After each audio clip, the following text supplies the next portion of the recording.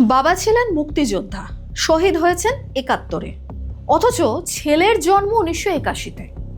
ছেলে আবার জেসে নন, জামাতের এমপি হাফেজ আব্দুল মুন্তাকিম। বাংলাদেশের সংসদে দাঁড়িয়ে বাবাকে শহীদ আখ্যা দিলেও আমার বাবা, আমার দাদা যুদ্ধে শহীদ। বাস্তবে জীবিত মুন্তাকিমের বাবা, জীবিত তার মাও। তার বাপ এখনো জীবিত আছে। ৭১-এর সিম্পাথি কুড়াতে লাগাতার মিথ্যে ভাষণ। আমার বাবা, আমার দাদা যুদ্ধে শহীদ। আমার আব্বারা ৭ ভাই, ৪ জন মুক্তিযোদ্ধা। হাটে হাড়ি ভাঙার পর অবশ্য ইঁদুরের গর্তে ঢুকেছেন জামাত নেতা মুন্তাকিম। মুখে চুনকালি মেখে ক্ষমাও চেয়েছেন। সোশ্যাল মিডিয়ায় নিন্দার ঝড়। ৭১-এর আবেগ নিয়ে খেলতে গিয়ে নিজের গালেই সপাটে চড় খেলেন মিথ্যেবাদী মুন্তাকিম। নিজের বাবা সম্পর্কে অতি চালাকি করতে গিয়ে ছড়িয়ে একেবারে একসার করলেন। গল্পের গরুকে গাছে তুলেও ফায়দা করতে পারলেন না। ধিক্কার। চোখ রাখুন আজকের এই বিশেষ প্রতিবেদনে।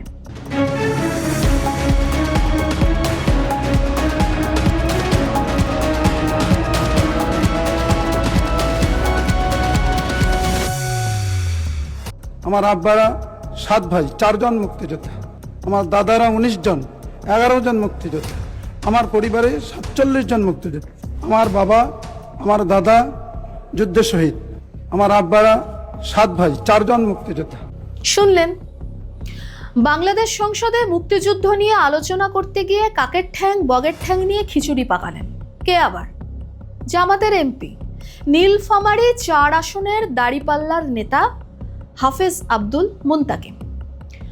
বাংলাদেশ সংসদ ভবনের মতো একটি গুরুত্বপূর্ণ জায়গায় একেবারে গুছিয়ে মিথ্যে বলতে গিয়ে লেজে গোবরে হলেন, লোক হাসালেন। তাতে অবশ্য খুব একটা গায়ে ফোসকা পড়েনি মুন্তাকিমের। একেবারে ঠান্ডা মাথায় খুঁটিয়ে খুঁটিয়ে নিজের পরিবারের সঙ্গে মুক্তিযুদ্ধের যোগ নিয়ে আলোচনা করছিলেন। তারপরই বলে বসলেন ৭১-এ শহীদ হন তার বাবা, যেটা নিয়ে হুলস্থুল। তা হলো ৭১-এ মুন্তাকিমের বাবা শহীদ হলে ৮১-তে তার জন্ম হলো কি করে? ম্যাজিক নাকি? কি গেরো বলুন তো, শুনে নিন আরো একবার। আমার আব্বারা ৭ ভাই, ৪ জন মুক্তিযোদ্ধা। আমার দাদারা ১৯ জন, ১১ জন মুক্তিযোদ্ধা। আমার পরিবারে ৪৭ জন মুক্তিযোদ্ধা। আমার বাবা, আমার দাদা যুদ্ধে শহীদ। আমার আব্বারা ৭ ভাই, ৪ জন মুক্তিযোদ্ধা। সংসদে মুক্তিযুদ্ধ নিয়ে গুছিয়ে মিথ্যে বলতে গিয়ে হাতে নাতে কট এই জামাত এমপি।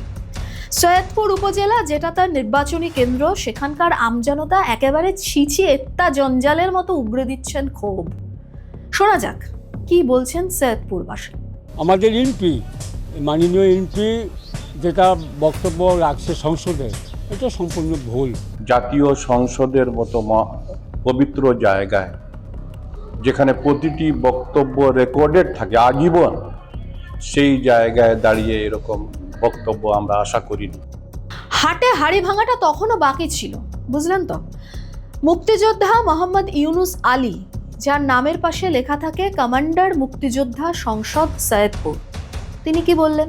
একেবারে পেটের ভাত তুলে দিয়েছেন মিথ্যাবাদী জামাত নেতার। কি বললেন তিনি? আসুন শুনে নিন। তার বাপ এখনো জীবিত আছে, তবে যিনি ৪৭ জন মুক্তিযোদ্ধা বলেছেন ওটা ভুল বলেছেন। ওনার ফ্যামিলিতে অরিজিনালি ২ জন মুক্তিযোদ্ধা যুদ্ধে অংশগ্রহণ করেছেন। উনি যে বলছে আমার ফ্যামিলিতে কতজন, না, ওটা ভুল বলছে উনি। এমনি আত্মীয় স্বজন হতে পারে কিছু, যেমন ওনার ফুফাতো ভাই মুক্তিযোদ্ধা, ওনার একজন ভাগিনা, সেও মুক্তিযোদ্ধা, জিকরুল, নিজের রক্তের মধ্যে, কিন্তু ওই ফ্যামিলিতে না, মায়ের ফ্যামিলিতে বা অন্য ফ্যামিলিতে ১০-১২ জন হতে পারে। ভাবুন তো কত বড় মিথ্যাবাদী জামাত নেতা মুন্তাকিম। মিথ্যে বলতে বলতে কোথায় থামতে হয় জানিনি না। সংসদে দাঁড়িয়ে নিজের পরিবারকে মুক্তিযুদ্ধের পরিবার ও সদস্যদের মুক্তিযোদ্ধা তকমা দেওয়ার পরই জাল থেকে লাফ দিল মাছ, ঝুলি থেকে বিড়াল বেরোনোর মতো হাটে ভাঙল হাড়ি। একটা বিষয় খেয়াল করে দেখেছেন তো, বাংলাদেশের সাধারণ নির্বাচনের একেবারে দোরগোড়ায় মুক্তিযুদ্ধ নিয়ে সুর বদলেছিল জামাত। সাদা শকুনের দল ভাবখানা এমন দেখিয়েছিল যেন চোখের পানিতে নদী বইয়ে যাচ্ছে। কত কষ্ট, কত অনুতাপ। দলের আমির শফিকুর রহমান খোদ বলেছিলেন ৭১ নিয়ে তারা ক্ষমা প্রার্থী, অর্থাৎ এটা বোঝানোর চেষ্টা করেছিলেন একাত্তর নিয়ে তারা নিজেদের অবস্থান বদলাতে চাইছেন। কি বলেছিলেন শফিকুর, শোনাই আপনাদের। নিঃশর্তে আমি আপনাদের কাছে ক্ষমা চাই, আপনারা আমাদেরকে ক্ষমা। আশ্চর্যের বিষয়, জামাত ভোট বাক্সে বিশেষ সুবিধা করতে না পারলেও একাত্তরের ফায়দার ফসল ঘরে তুলতে জামাত চেষ্টা জারি রেখেছে। 21শে ফেব্রুয়ারির মধ্যরাতে ঢাকার শহীদ স্মৃতিতে মালাও দিতে এসে সপাটে চড় খেয়েছে। এনসিপির কোচি নেতাদের সঙ্গে এনে দেশের প্রধান বিরোধী দল জামাত 21-এর সমব্যথী হিসাবে ভান করলেও সাদা শকুনকে কিন্তু চিনতে ভুল করেনি বাংলাদেশের আম জনতা। চোখে আঙুল দিয়ে দেখিয়ে দিয়েছে জামাতের সবচেয়ে বড় পরিচয় তারা লালবাদর রাজাকারের ইয়ার দোস্ত। জামাতের সবচেয়ে বড় পরিচয় তারা বাংলাদেশের সবচেয়ে বড় গিরগিটি, যারা সুযোগ বুঝে ফায়দা লুটতে রং বদলায়, সুযোগ পেলেই যারা ধর্মকে নিয়ে তাস খেলে। জামাতের সবচেয়ে বড় পরিচয় তারা পাকিস্তানের হানাদার বাহিনীর সঙ্গে হাতে হাত মিলিয়ে একেবারে বেছে বেছে বাঙালি নিধনে মেতেছিল, হত্যা করেছিল বাঙালিদের। জামাতের সবচেয়ে বড় পরিচয় তারা স্বাধীনতার যুদ্ধে 2.5 থেকে 3 লক্ষ নারীর ধর্ষণে সামিল হয়। সেই জামাতের সংসদ সদস্য পার্লামেন্টে মুক্তিযুদ্ধ নিয়ে যখন মিউ মিউ করে, বেলাগাম মিথ্যাচার করে, ভোটের কথা মাথায় রেখে রাজনৈতিক ফায়দা তুলতে 71-এ রাজাকারের সঙ্গী জামাত যখন এত মায়া কান্না কাঁদে, তখন চালবাজি ছাড়া আর কিছু চাপা থাকে না। ভোট বড় বালাই, মানুষের মন ভোলাতে ভেগ ধরতে গিয়ে বেতালা হয়ে গেছে জামাত। তারই নমুনা মুন্তাকিম।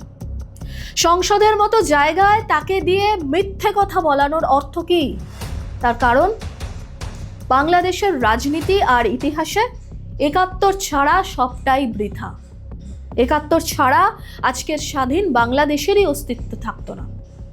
হাজার চেষ্টা করেও জামাতের গা থেকে রাজাকারের গন্ধ মুছে ফেলা যাচ্ছে না, যাবেও না।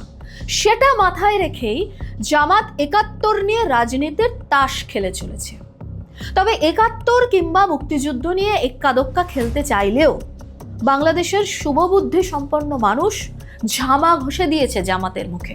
সাদা শকুনের দল ভালো করেই জানে এখনো বাংলাদেশের মানুষের মনে মুক্তিযুদ্ধ নিয়ে আবেগে এতটুকু চিড় ধরে। সময় সময় সুবিধাবাদীদের মতো তারই ফায়দা লুটতে চায় তারা, সেই মতো মাঠে নামে। মুন্তাকিমের মতো মানুষ তার উদাহরণ মাত্র, যিনি নিজেই ঠিকঠাক জানেন না তার পরিবারে আসলে কতজন মুক্তিযোদ্ধা আছেন কিংবা ছিলেন। এই অশিক্ষা, এই সস্তার পচা নাটক জামাত ঢাকবে কি দিয়ে? তিলকে তাল করে মুক্তিযুদ্ধকে সামাজিক পণ্য বানানো জামাত যতই কায়দা করুক, 71-এ তাদের পাকিস্তানি হানাদারদের সঙ্গে হাত মেলানোকে কিছুতেই শাক দিয়ে ঢাকা যাবে না। আষ্টে গন্ধ ছড়িয়ে পড়বেই। বাংলাদেশের রক্তে 71, না হলে পূর্ব পাকিস্তানের জন্মই হতো না। সেই 71-এর শত্রু জামাত এখন বাংলাদেশের প্রধান বিরোধী দল, আর সেই দলেরই সদস্য এই হাফেজ আব্দুল মুন্তাকিম। মুক্তিযোদ্ধা যার কাছে অতি তুচ্ছ খেলনা, কুমিরের কান্না কেঁদে নাটকটাই যার কাছে মেকি দেশপ্রেমের নামান্তর, যার পরিবারের মহিলা সদস্যরা যে মুক্তিযুদ্ধকে খুব ক্যাজুয়াল বিষয় হিসাবে দেখে মুন্তাকিমের ভুলের সাফাই দেন। শুনে নিন। মানুষ মাত্রাই ভুল, মানুষের ভুল কেউ ইচ্ছাকৃতভাবে করে, কেউ অইচ্ছাকৃতভাবে হঠাৎ অ্যাক্সিডেন্ট হয়ে যায়। ভাবখানে এমন করছেন, লজ্জা তো দূরে থাক, যেন এমন কিছু অপরাধী করেননি মুন্তাকিম। জামাত এমপির দেদার মিথ্যাচারে লজ্জিত কিশোরগঞ্জের মানুষ। আমাদের এমপি, মাননীয় এমপি যেটা বক্তব্য রাখছে সংসদে, এটা সম্পূর্ণ ভুল। জাতীয় সংসদের মতো পবিত্র জায়গায় যেখানে প্রতিটি বক্তব্য রেকর্ডেড থাকে আজীবন, সেই জায়গায় দাঁড়িয়ে এরকম বক্তব্য আমরা আশা করিনি। মুক্তিযুদ্ধকে ভাঙিয়ে খেতে যে সীমাহীন মিথ্যাচার করেছেন তিনি, জীবিত বাবাকে মৃত বলে প্রচার করে যে আবেগের সস্তা নাটক দেখিয়েছেন তিনি, যে জামাত ছলে বলে কৌশলে মুক্তিযুদ্ধকে জুলাইয়ের সঙ্গে গুলিয়ে দিতে চায়, তাদের ক্ষমা বাংলাদেশের মানুষ করবে না। ঠিক যেমন মুন্তাকিম হাজার মাপ চাইলেও তা ক্ষমার অযোগ্য হয়েই থেকে যাবে। আপনারাও সহমত তো? কি মনে হয় লিখে জানান কমেন্ট বক্সে। ভিডিওটি ভালো লাগলে লাইক শেয়ার করতে ভুলবেন না, সেই সঙ্গে চ্যানেল সাবস্ক্রাইবেরও অনুরোধ রইল। এরকম আরও তথ্য ও বিশ্লেষণধর্মী প্রতিবেদন পেতে আপনাদের চোখ থাকুক জিও পালস টিভিতে।